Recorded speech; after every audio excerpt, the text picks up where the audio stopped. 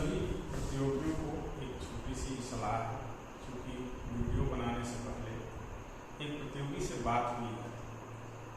उन्होंने बताया कि एक बार परीक्षा में उनका परिश्रम पूरी तरह बेकार हो गया, क्योंकि उन्होंने केवल प्रश्न पुस्तिका की सीरीज नहीं रंगी थी। इस वजह से वो बहुत अच्छा करके भी असफल रहे। इसलिए भले ही आप लोग एक प्रश्न कम हल करें, लेकिन आप लोग अपना विवरण जो है वो सबसे पहले विधिवत देख लें। और देखने में आता है कि बहुत सारे प्रतियोगी परीक्षा के समय एकदम पहुंचते हैं। आप जो समय निर्धारित है उतने समय में पहले पहुंच जाइए, ताकि आपको आंसर शीट को समय से भरने में के लिए समय मिल सके। समय से आप भर लेंगे तो कोई भी चीज़ छूटेगी नहीं। और प्रश्नों को हल करने के बाद एक बार अपना विवरण जरूर चेक करना कि आपने उसे सही भरा है या नहीं। आज हम लोग अर्थशास्त्र में अनुमान वक्र विश्लेषण का अध्ययन करेंगे और इसमें देखेंगे कि अनुमान वक्र कैसे कार्डिनल अप्रोच से, यानी कि गणवाचक उपयोगिता विश्लेषण से कैसे बेहतर है। हम आज उसी का विश्लेषण करेंगे। अनुमान वक्र विश्लेषण बनाने से पहले हम उसकी दो बेसिक मान्यताएं ले लेते हैं कि यहाँ अब एक वस्तुओं का नहीं, कम से कम दो वस्तुओं का उपभोग होगा, और जिन भी वस्तुओं का उपभोग होगा कुछ न कुछ मात्रा दोनों की उपभोग की जाएगी। तो ये पहली मान्यता। दूसरी ये है कि अनुमान वक्र कभी भी अक्षों को टच नहीं करते। तो फिर हम शुरू करते हैं। अनुमान वक्र सामान्यतः इस आकार के होते हैं, यानी ऊपर से नीचे गिरते हुए ढाल के। ऐसा इसलिए होता है, हम इस बात की बात करते हैं कि आपने ये देखा है गणवाचक विश्लेषण में कि उसमें सीमांत उपयोगिता घटती जाती है। यहाँ दोनों अक्षों पर वस्तुएं होंगी, एक पर x वस्तु होगी और एक पर y वस्तु होगी, और दोनों वस्तुओं की एक पर वस्तु की मात्रा, दूसरे पर उसकी उपयोगिता होगी, और दूसरे वस्तु की मात्रा उसके सामने वाले अक्ष पर उसकी उपयोगिता होगी। यानी कि यहाँ हम देखेंगे कि कैसे एक वस्तु की मात्रा जब बढ़ाई जाती है तो दूसरे वस्तु की मात्रा को घटाना पड़ता है। अनुमान वक्र का नाम इसलिए पड़ा है अनुमान वक्र, क्योंकि यहाँ उपभोक्ता अनुमान या उदासीनता की स्थिति में होता है, क्योंकि इसकी मान्यता यही है कि इस पर उपयोगिता स्थिर रहती है। हम परिभाषा भी इसकी करेंगे, लेकिन परिभाषा करने से पहले इसकी कुछ बेसिक्स बता दें जो आपके गणवाचक अप्रोच से आया है, यानी गणवाचक विशेषताओं से आया है। इसमें भी हम सीमांत उपयोगिता की बात करेंगे, क्योंकि कहीं न कहीं हम उसको आधार पर लेकर चलेंगे। यह विश्लेषण हिक्स-एलन का है, जो मार्शल के विश्लेषण की आलोचना पर आधारित है कि कोई भी उपभोक्ता संख्या में गिनकर नहीं बता सकता कि उसे किस वस्तु से कितनी मात्रा में उपयोगिता मिल रही है, या कितने रुपए के बराबर या कितने यूटिल्स के बराबर उपयोगिता मिल रही है। कोई भी उपभोक्ता यह नहीं बता पाएगा। लेकिन फिर भी यह हम मान के चलते हैं कि जब हम आप वस्तुओं का उपभोग करते हैं तो वस्तुओं का कौन सी इकाई आपको ज्यादा उपयोगी लगी और कौन सी इकाई कम उपयोगी लगी। तो हम यह मान के चलते हैं कि दो वस्तुएं हैं, ये दोनों स्थानापन्न हैं, लेकिन पूर्ण स्थानापन्न नहीं है। पूर्ण स्थानापन्न की दशा में, पूरक की दशा में, ये हम आगे बताएंगे, लेकिन पहले इसको शुरुआत करते हैं। तो जो अनुमान वक्र होगा, इसमें एक पर y अक्ष पर और इस पर x वस्तु होगी। जब हम देखते हैं कि y वस्तु की मात्रा बहुत ज्यादा है तो उसकी उपयोगिता कम है, और x वस्तु की मात्रा जब ज्यादा है तो उसकी उपयोगिता बहुत कम है। यहाँ एक वस्तु की मात्रा घटाते हैं तो दूसरे वस्तु की मात्रा बढ़ती जाती है। किस दर से बढ़ेगी, उस दर को क्या कहेंगे, ये सब भी आपको बताया जाएगा, और इसकी सहायता से उपभोक्ता संतुलन में कैसे होगा यह भी बताया जाएगा, और आगे के बहुत सारे सैद्धांतिक विश्लेषण अनुमान वक्र पर आधारित है, ये भी बताया जाएगा। तो अनधिमान वक्र इसे इसलिए कहा जाता है कि उपभोक्ता इसमें से किसी भी संयोग को, वो यहाँ रहे या यहाँ रहे या यहाँ रहे, किसी भी संयोग को जब वो पाता है तो वो किसी को वरीयता नहीं देता है, सबको एक समान मान के चलता है, किसी को अधिमान नहीं देता बल्कि सभी अनधिमान की दशा में होता है, इसीलिए इसका दूसरा नाम उदासीनता वक्र भी है या अनधिमान। इस पर यूटिलिटी यानी टोटल उपयोगिता स्थिर रहती है। तो हम परिभाषा करने की स्थिति में आ गए हैं। अनधिमान वक्र दो स्थानापन्न वस्तुओं के विभिन्न संयोग बिंदुओं का बिंदुपथ होता है, जहां से या जिनसे उपभोक्ता को एक समान उपयोगिता प्राप्त होती है। यानी इस पूरे वक्र पर उपभोक्ता को एक समान उपयोगिता प्राप्त होती है। अब हम आते हैं कि वह किस दर से एक वस्तु दूसरे वस्तु में बदलेगा। हमने आपको पहले ही बताया था कि ये मार्शल के दृष्टिकोण की आलोचना करते हैं। तो यहाँ सीमांत उपयोगिता उपभोक्ता नहीं बताता है, बल्कि हिग्स साथ कहते हैं कि हम उपभोक्ता से पूछकर ही जान सकते हैं कि वह x की एक अतिरिक्त मात्रा प्राप्त करने के लिए y की कितनी मात्रा छोड़ने को तैयार होगा, और इसे ही प्रतिस्थापन की दर कहते हैं। तो इस वक्र के ढाल को हम मार्जिनल रेट ऑफ सब्स्टिट्यूशन यानी प्रतिस्थापन की सीमांत दर बिटवीन x एंड y कहते हैं। यह जो होता है इसके ढाल को व्यक्त करता है। तो ढाल की जब बात आती है तो हम स्पर्श रेखा की भी बात कर सकते हैं। स्पर्श रेखा जब इसके किसी बिंदु पर स्पर्श रेखा खींचेंगे तो वह इसके ढाल को बताएंगे, यानी कि यह दर इस बिंदु पर कितनी होगी, यह दर मार्जिनल रेट ऑफ सब्स्टिट्यूशन किस बिंदु पर कितनी होगी वह इसके ढाल से बताएगी।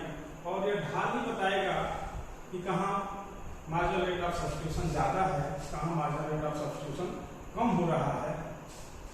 तो इस तरह से निश्चित है इस बिंदु पर ज्यादा है और इस बिंदु पर कम है। मार्जिनल रेट ऑफ सब्स्टिट्यूशन को हम बताने के लिए शायद आपको बताते हैं। तो लेकिन मार्जिनल रेट ऑफ सब्स्टिट्यूशन का जो सूत्र है वह है मार्जिनल यूटिलिटी ऑफ x बटे मार्जिनल यूटिलिटी ऑफ y, यानी दोनों की सीमांत उपयोगिताओं के अनुपात को मार्जिनल रेट ऑफ सब्स्टिट्यूशन कहते हैं। मार्जिनल रेट ऑफ सब्स्टिट्यूशन यानी प्रतिस्थापन की सीमांत दर दोनों वस्तुओं के बीच कितनी होगी, वह वही है कि एक अतिरिक्त इकाई पाने के लिए एक वस्तु की, यानी यहाँ मान सकते हैं कि x की एक अतिरिक्त इकाई पाने के लिए y की कितनी उसे छोड़ना पड़ रहा है, इसे मार्जिनल रेट ऑफ सब्स्टिट्यूशन कहेंगे। यही ये जो मार्जिनल यूटिलिटी है ये कहीं न कहीं मार्शल के अप्रोच से आई है, लेकिन ये हम क्रमवाचक में आएंगे यानी हिग्स एलन के विश्लेषण में तो पाएंगे कि यह दर कुछ हम इस तरह से स्थापित कर सकते हैं, यानी कि सारणी बनाकर हम इसे देखते हैं। तो संयोग होगा x की मात्रा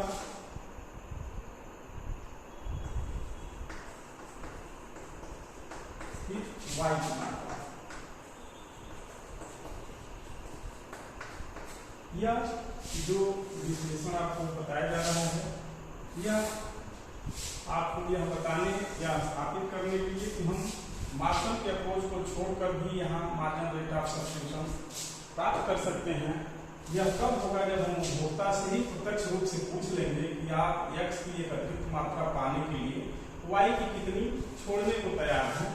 तो a b c d e ये 5 संयोग हैं और x की 1 2 3 4 5 हैं। अब y की भी उसके पास कुछ चीजें हैं।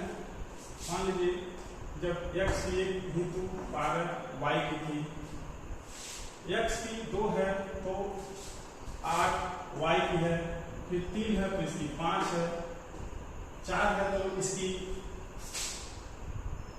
2 है, 3 है और फिर 2 है।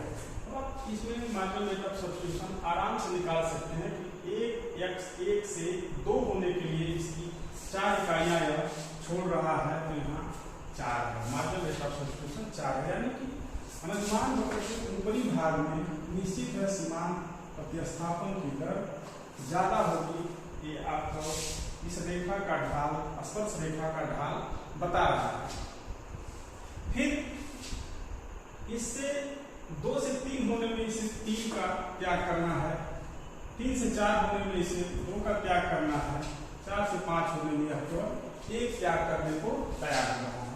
आप यहाँ देखेंगे कि x की मात्रा तो बढ़ रही है और x की मात्रा को बढ़ाने के लिए ये क्रमशः y की कम मात्राएं त्याग करने को उपभोक्ता तैयार हो रहा है। इसका कारण यह है कि जब उपभोक्ता के पास किसी एक वस्तु की मात्रा घटती जाती है तो उसकी उपयोगिता बहुत ज्यादा हो जाती है और इसी उपयोगिता के बढ़ने के कारण वह अगली इकाई पाने के लिए जो छोड़ रहा है उसकी लगभग अंतिम इकाइयों में से कम इकाई त्याग करने को तैयार होता है। आप ऐसे समझ सकते हैं कि जब आपके पास किसी चीज की कम मात्रा रह जाती है तो उसमें से कोई एक इकाई त्याग करने में आपको अधिक त्याग करना पड़ता है, इसीलिए अंतिम इकाइयों को वह कम त्याग करके इसकी एक इकाई अतिरिक्त प्राप्त कर रहा है, जबकि पहले जब था तो 4-3 भी त्याग कर रहा था। तो इस तरह मार्जिनल रेट ऑफ सब्स्टिट्यूशन पहले ज्यादा होता है, फिर धीरे धीरे कम हो जाता है। और इसी तरह से इधर से भी आप कल्पना कर सकते हैं, आप व्याख्या कर सकते हैं। अब हम अनुमान वक्र एक तरह से प्राप्त कर चुके हैं। इसका आकार नीचे की तरफ झुकता हुआ और ढाल वाला होता है, नीचे की तरफ ढाल वाला मुड़ता हुआ होता है, इसे परवलयाकार कह सकते हैं होता है। इसकी विशेषता यह है कि पूर्ण स्थानापन्न नहीं, पूर्ण स्थानापन्न होता, मैंने आपको पहले बताया था, पूर्ण स्थानापन्न होता तो एक सीधी रेखा का ढाल बनता, ये एक सीधी रेखा का अनुमान वक्र बनता जो कि पूर्ण स्थानापन्न की स्थिति में होता। पूर्ण स्थानापन्न की स्थिति में आप चाहते तो किसी एक वस्तु का ही उपभोग कर सकते थे, तब यहाँ आपको इतने विश्लेषण की जरूरत नहीं पड़ती। दोनों वस्तुओं का उपभोग आप तभी कर रहे हैं जब वस्तु में पूर्ण स्थानापन्न नहीं है। पूर्ण स्थानापन्न होती तो आप किसी एक का भी उपभोग कर सकते थे। तो इस आकार का अनुमान वक्र बनता है। इसकी 4 विशेषताएं होती हैं। नंबर 1, इसका ढाल नीचे की तरफ होता है, यानी यह नीचे की तरफ होता है। नीचे की तरफ वाला ढाल यह बताता है कि जब एक वस्तु की मात्रा घटती है तो दूसरे वस्तु की मात्रा बढ़ती है और प्रतिस्थापन की दर क्रमशः घटती जाती है, यानी कि इसकी ढाल जो है एक समान नहीं रहेगी बल्कि क्रमशः घटती जाएगी। दूसरा जो है, दूसरी विशेषता यह है, यह मूल बिंदु के प्रति, यानी ये मूल बिंदु है, इसके प्रति उन्नतोदर उत्तल होता है। इसका आकार सीधा या इस तरह का नहीं होता है। इसका कारण यह है कि ये घटती हुई सीमांत प्रतिस्थापन की दर को प्रदर्शित करता है। तीसरी विशेषता यह है कि यह इसके जो 2 अनुमान वक्र हैं एक दूसरे को नहीं काटते हैं, क्योंकि आपने ये देखा है, यह एक स्थिर उपयोगिता स्तर को प्रदर्शित करता है। उपभोक्ता के लिए यह एक स्थिर उपयोगिता स्तर को प्रदर्शित करता है, जहां जिसके प्रत्येक बिंदु को उपभोक्ता उदासीन होता है, यानी उसे ये बिंदु मिल जाए या ये बिंदु मिल जाए या ये बिंदु मिल जाए, उसे कोई फर्क नहीं पड़ेगा, तो इसलिए उदासीन होता है। और इसके ऊपर वाला जो चौथी विशेषता है, इसके ऊपर वाला ऊंचे अनुमान वक्र को दिखाता है। तो जब ये दूसरे को एक काट रहे हैं तो एक जगह ये ऊंचा है, दूसरे जगह एक जगह ये ऊंचा है, दूसरे जगह ये नीचा हो गया, यही अनुमान वक्र यहाँ नीचे आ गया, इसलिए यह एक दूसरे को कभी नहीं काटते हैं। काट देंगे तो इस ये जो संगतता की मान्यता है, यानी ये ग्रेटर देन बी तो never b is greater than a, ये नेवर कभी नहीं हो सकता, इस मान्यता का उल्लंघन हो जाएगा। तो इस तरह से ये 4 विशेषताएं हैं, यानी कि ये घटती हुई ढाल वाला होता है, मूल बिंदु के प्रति उत्तल होता है, एक दूसरे को नहीं काटते हैं और ऊंचा अनुमान वक्र ऊंचे उपयोगिता स्तर को दिखाता है। इसको स्थापित करने के लिए आप बना सकते हैं, यह जो ये बिंदु है यह OY1 मात्रा और OX1 मात्रा XY को प्रदर्शित करता है, लेकिन जो ऊंचा अनुमान वक्र है इस पर जाने के लिए कम से कम किसी एक वस्तु की मात्रा आपको बढ़ानी होगी। मान लेते हैं कि आप x की x2 मात्रा लेकर इसे प्राप्त करते हैं, यानी ऊंचा उपभोग स्तर आपके ऊंचे कल्याण स्तर को या ऊंचे उपयोगिता स्तर को प्रदर्शित करता है। तो इस तरह अनुमान वक्र की चारों विशेषताएं आपको बता दी गई। आपको इसमें जो परीक्षा के लिए सूत्र मिलता है वो ये है कि marginal rate of substitution between x and y equal to p marginal utility of x बटे मार्जिनल यूटिलिटी ऑफ y। ये परीक्षा के लिए आपको सूत्र मिलता है, तो देखेंगे। हाँ, अब हम आते हैं उपभोक्ता का संतुलन किस बिंदु पर होगा। उपभोक्ता का संतुलन केवल इसके निर्माण वक्र के आधार पर नहीं होगा, बल्कि उसके लिए उसकी आय का स्तर भी देखना होगा। तो हम ये मानते हैं कि उपभोक्ता के पास मौद्रिक मात्रा m है, x और y वस्तुएं ली गई हैं, तो इनकी कीमत क्रमशः px है और py है। तो इसकी सहायता से हम एक बजट रेखा खींचेंगे। उपभोक्ता अपनी कुल मौद्रिक आय को यदि x पर खर्च करता है तो मान लेते हैं इतना क्रय करेगा, और उपभोक्ता यदि अपनी कुल मौद्रिक आय को y पर खर्च करता है तो इतना क्रय कर सकता है, यानी ओ y मात्रा y की और ओ x मात्रा x वस्तु की क्रय कर सकता है। इस पर हमेशा x वस्तु होगी और इस पर हमेशा y वस्तु होगी। बात का ध्यान रखिएगा, कहीं छूट नहीं सकता है। तो इस दोनों को मिलाने वाली रेखा को उपभोक्ता का बजट रेखा हम कहेंगे। ये हो गई उपभोक्ता की बजट रेखा और ये हो गया उपभोक्ता का बजट क्षेत्र।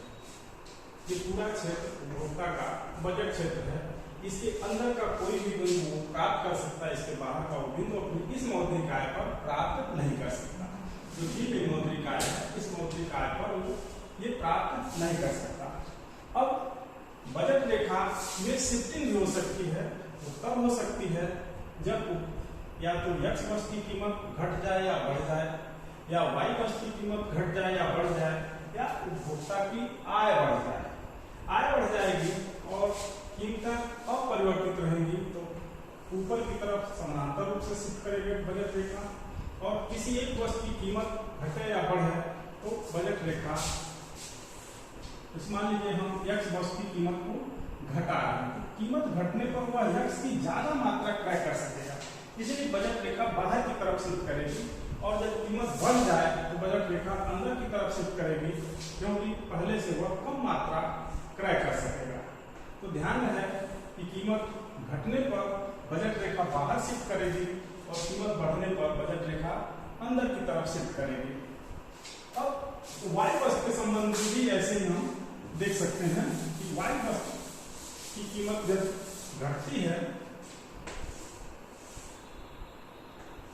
मान लीजिए मूल बजट रेखा है, y वस्तु की कीमत घटेगी, ये बजट रेखा इस तरह की हो जाएगी और कीमत बढ़ेगी तो ये बजट रेखा अंदर की तरफ शिफ्ट करके ये हो जाएगी। कारण इसका यही है कि y वस्तु की कीमत घटने पर y की उसी मौद्रिक आय में कुछ ज्यादा मात्रा क्रय कर सकता है, और y की कीमत बढ़ने पर उसी मौद्रिक आय से वह कम मात्रा क्रय कर सकता है। तो ये हो गया बजट रेखा। बजट रेखा का जो मूल समीकरण होता है m बराबर px, यानी x की कीमत गुणे x वस्तु की मात्रा प्लस py इंटू y की मात्रा। इस तरह ये मूल होता है। इसको उलट पलट के तमाम समीकरण बना दिए जाते हैं और बनते हैं, जो कि आपको x px के रूप में होगा, py के रूप में होगा या y के रूप में होगा। तो आप इसको देख सकते हैं पक्षांतर करके। तो हमारा जो एक बजट रेखा मिल गई, और ये जो इस बिंदु को हम m बटे px कह सकते हैं, और इस बिंदु को हम m बटे py कह सकते हैं। ये तब जबकि पूरी मौद्रिक आय y पर खर्च होगी, और ये तब जब पूरी मौद्रिक आय x वस्तु पर खर्च होगी। लेकिन पहले ही मान्यता आपको ले ली गई है कि दोनों वस्तुओं की कुछ न कुछ मात्राओं से क्रय करनी ही है। और हमारे पास निर्माण वक्रों का सेट हो गया। निर्माण वक्रों का सेट ये बताता है कि उपभोक्ता की प्रेफरेंस के अनुसार इसका निर्माण वक्र ये रहेगा। निर्माण वक्र का जो भाग होता है वो यह बताता है मार्जिनल रेट ऑफ सब्स्टिट्यूशन क्या है, यानी उपभोक्ता एक वस्तु प्राप्त करने के लिए दूसरी को कितनी मात्रा में या किस दर से छोड़ने को तैयार है, और इसका ढाल बताता है Px अपॉन Py को, Px अपॉन Py यानी कि बजट रेखा का ढाल इनके मूल्य अनुपात को बताता है।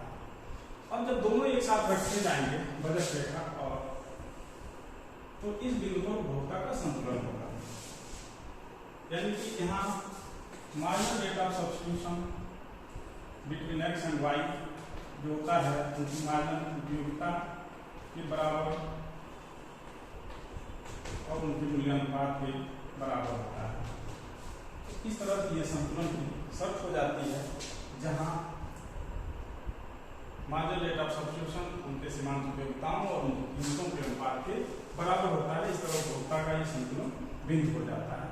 तो प्रतियोगिता के दृष्टि से इतना संक्षिप्त विश्लेषण सही रहेगा।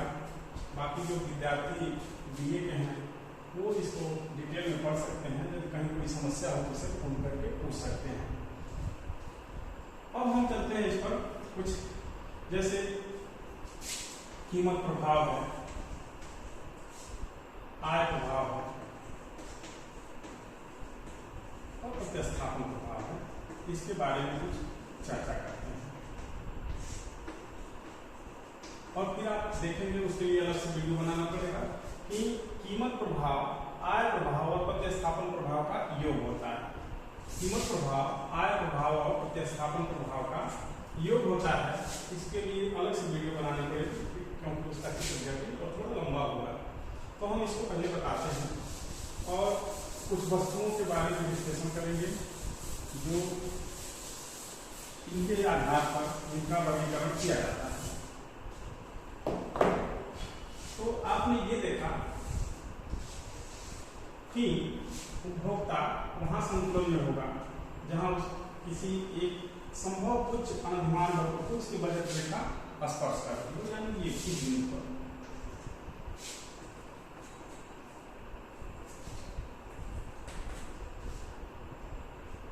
इसको इंडिफरेंस कर, इसलिए आईसी से इसे प्रदर्शित किया जाता है। मान लीजिए आईसी के ऊपर संतुलन में है।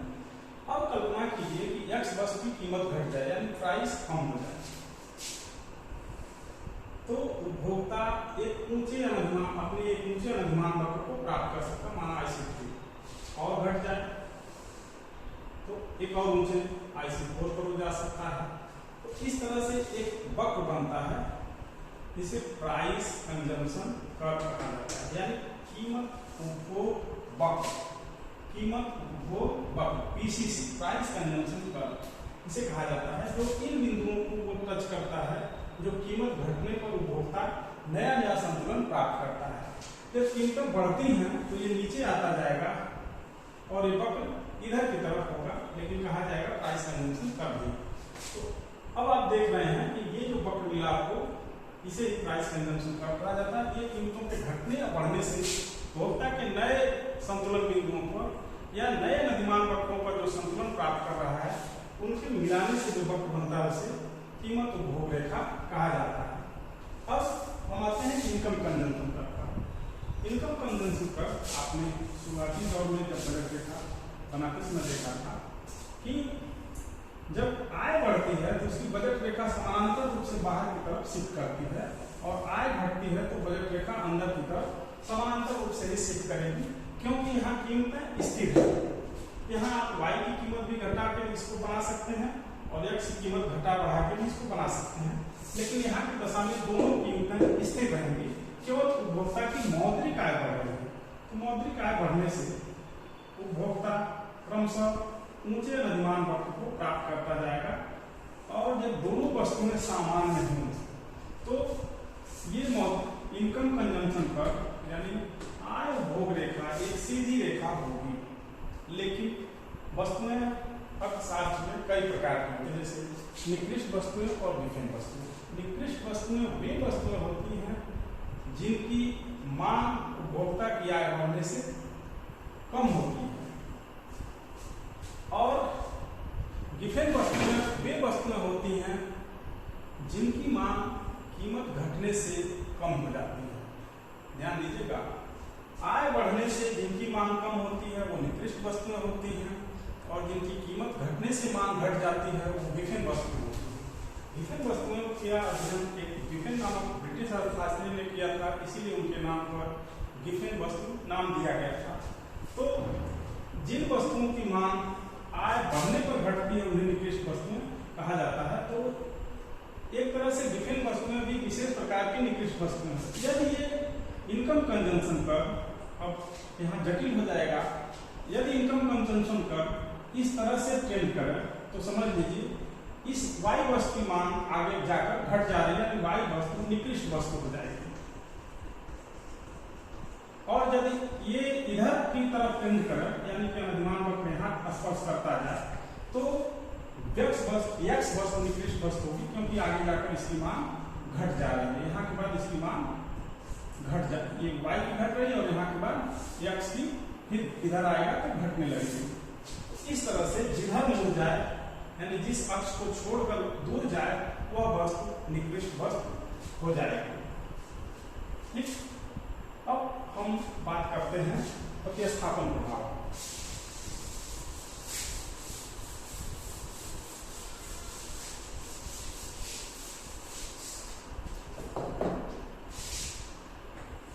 प्रतिस्थापन प्रभाव में जब कीमत घटती है या कीमत बढ़ती है, दोनों ही दशाओं में हम इसका विश्लेषण कर सकते हैं। प्रतिस्थापन प्रभाव में उपभोक्ता के जीवन स्तर को स्थिर रखा जाता है। मान लीजिए किसी वस्तु की कीमत घटती है, यानी एक्स की कीमत घटती है, तो एक्स की पहले से ज्यादा मात्रा हम क्रय कर सकते हैं। तो एक्स की कीमत घटने से उपभोक्ता को अपनी आय का आभासी वृद्धि महसूस होगी, यानी एक आय उसे बढ़ी हुई महसूस होगी। ये U1 से U2 पर, या ये कहा जाए IC1 से IC2 पर वो चला गया, IC1 से IC2 पर वो चला गया, यानी पहले से ऊंचा हो गया।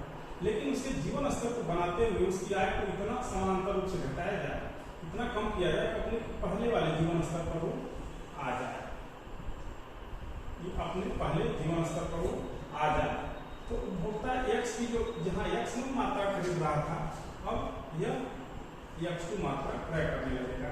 यहाँ से यहाँ तक का गमन इसे प्रतिस्थापन प्रभाव कहा जाएगा।